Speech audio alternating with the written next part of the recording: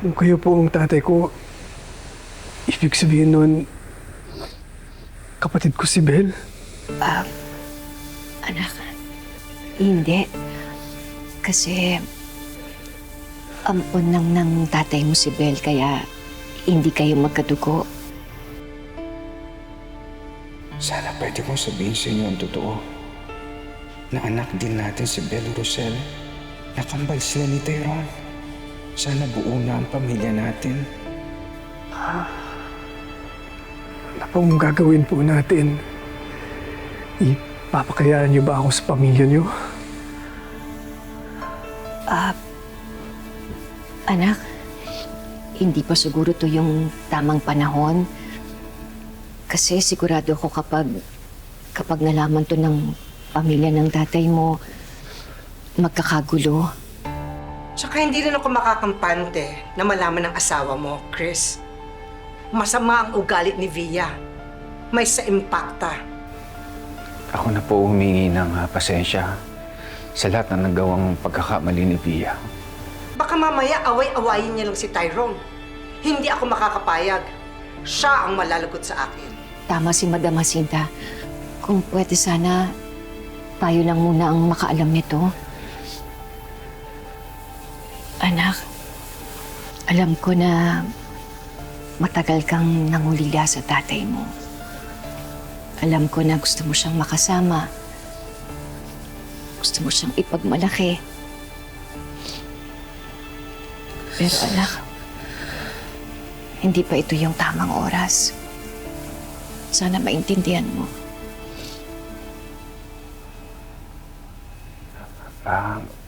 Ang mahalaga, anak, alam na natin yung totoo. Ibig sabihin, mabibisita na kita. Pwede na tayo mag-bonding. At higit sa lahat, magagawa ko na yung responsibilidad ko sa'yo bilang ama. Okay lang po sa akin yun. Kung ano po makakabuti para sa lahat. Alam niyo, Tatay Chris, nung una akala ko tinalikuran niyo kami. Yun pala, si nanay ang nagdesisyon na ilayo kayo sa amin. Na pinagsisihan ko ang desisyon na yun. Tsaka na anak, patawarin mo ko. Okay lang yun, Nay. Ngayon pa ba ako magdadamdam sa inyo?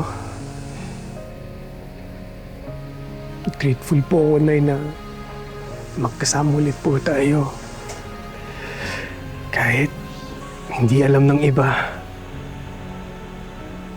Okay lang yun.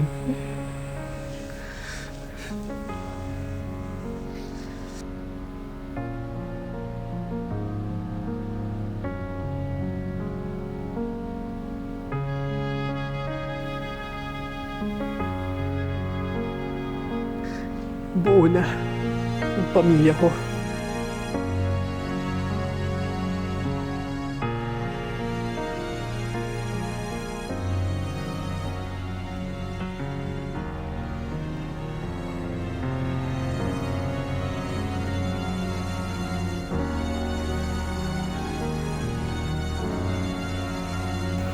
Ay, bakit?